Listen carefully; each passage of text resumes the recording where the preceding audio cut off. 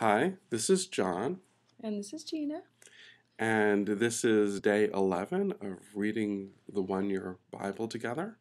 And we're looking at Matthew chapter 8, 18 through 34. And I'm really struck by a number of things in this passage. Particularly, I think the middle part when Jesus is in the boat and seems to be sleeping. I'm really struck with the fear that the disciples felt because, well, to be honest, I've been really feeling that kind of emotional fear myself. I think most people have. I mean, I actually am feeling emotionally flooded because I have a couple friends who are homeless now, a friend of mine that just became homeless. I have friends who are struggling on the verge of me possibly getting evicted. I have, my grandfather just passed away in the beginning of this year.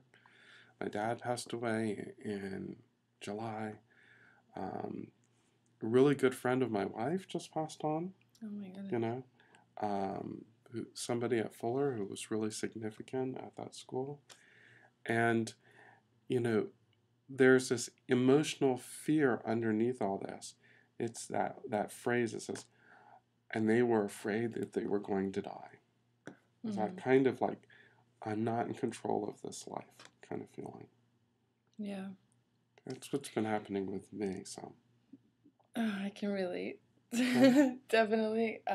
Losing my father. Almost lost my grandmother, who was my dad's mom. She had a stroke not too long ago. She's doing better, thank God for that. But when you're in this, in the middle of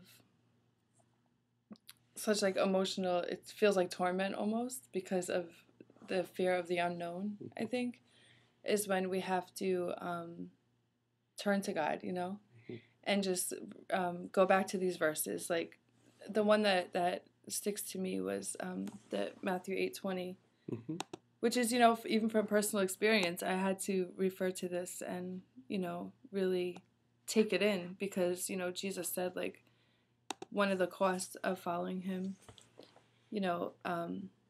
is not knowing that it's not knowing anything after that. It's getting comfortable with the unknown.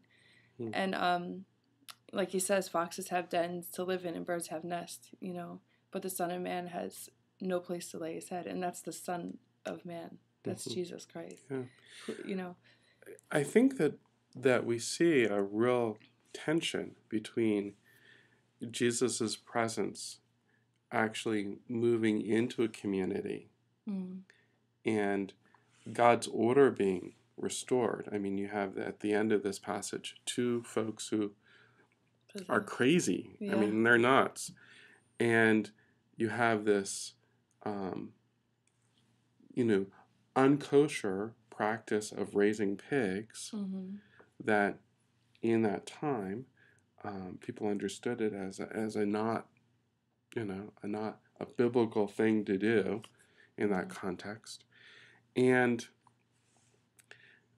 people were more invested in those pigs than they were in the two crazy people. Yeah. Yeah, because a lot of people that are, whether you want to call it crazy or possessed, people tend to disregard them. Yeah. And actually the cost of seeing these two people restored was in part losing the pigs. Yeah, all of them. Yeah, not just one. No, and I think there's a symbolic dynamic in this. I think that has to do with the way society is. We live in a toxic society where it's taught us a lot to love things and use people rather than loving people and using things. And to whatever extent that people genuinely love their things more than God, those things have become idols. And we actually have to lose our idols to put our love in the proper perspective of what is first important, which is really our love for God and our love for one another. And idols can be like money. It could be other people. Yeah. It could be anything, you know? Anything that we put ahead of our God. actual genuine connection with God and one another. I want to thank you for just jumping in with me raw, without any clue this is going on. any prompters or whatever. It just, you came in the midst of the time where I was planning on doing this. So I thought we would share reading the 1 Year Bible together. And I really want to thank you for joining me. Thank you. Yeah. John. And really want to ask you all to join us in reading the scriptures and allowing it to penetrate your heart and to wrestle with it. And today I'm reminded, I don't have to be so afraid, even if I'm not in control. And you know what? Jesus might disrupt the natural, orderly world that I'm used to. I might lose a few pigs. We could lose a lot of pigs, and we might gain back some crazy people. That would be wonderful.